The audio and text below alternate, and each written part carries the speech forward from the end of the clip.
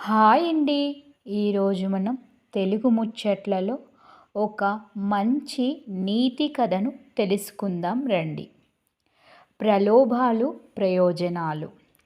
ఆకాశంలో ఒక గ్రద్ద ఆహారం కోసం చూస్తుండగా ఒక నక్క ఎర్రలతో నిండిన బండి లాగుతూ వెళ్తోందంట.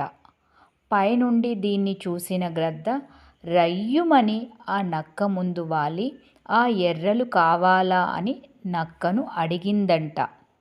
అప్పుడు ఆ నక్క తప్పకుండా ఇస్తాను, కానీ కొంత వెల అవుతుంది అన్నదట. దానికి ఆ గ్రద్ద ఏమి ఇవ్వాలి, ఎంత ఇవ్వాలి అని అడిగితే, నీ 2 ఈకలు ఇస్తే నేను ఒక ఎర్రను ఇస్తాను అని నక్క అన్నదట.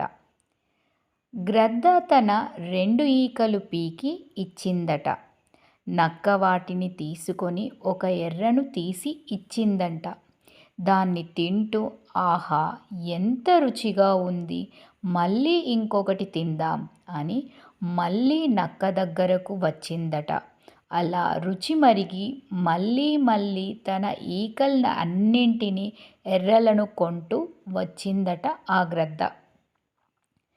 చివరికి ఆ గ్రద్ద ఒంటి మీద ఈకలన్నీ అయిపోయాయి.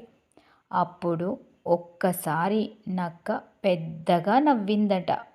గ్రద్ద తేరుకొని నిజం తెలుసుకునేలోగా తన ఈకలన్నీ ఊడి పైకి ఎగరలేకపోయింది. నక్క అమాంతం గ్రద్దపై పడి చీల్చి తినేసింది. విచక్షణ కోల్పోయి శక్తినంతా అమ్ముకుని ఎగిరే శక్తిని కోల్పోయి చివరకు ప్రాణాలు విడిచింది ఆ గ్రద్ద.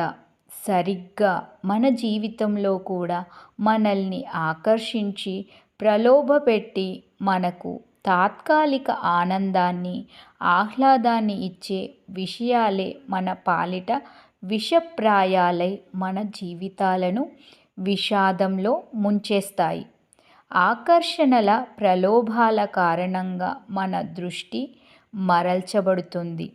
మనిషి యొక్క లక్ష్యాన్ని, ఏకాగ్రతను భగ్నం చేసే పరిస్థితులు, ప్రలోభాలు అడుగడుగునా ఎదురవుతూనే ఉంటాయి. ఒక వ్యక్తి తన ముందున్న లక్ష్యాన్ని సాధించే ప్రయత్నంలో ఆకర్షణల, ప్రలోభాలకి లొంగి తన జీవితాన్ని నాశనం చేసుకుంటాడు. జై శ్రీరామ్.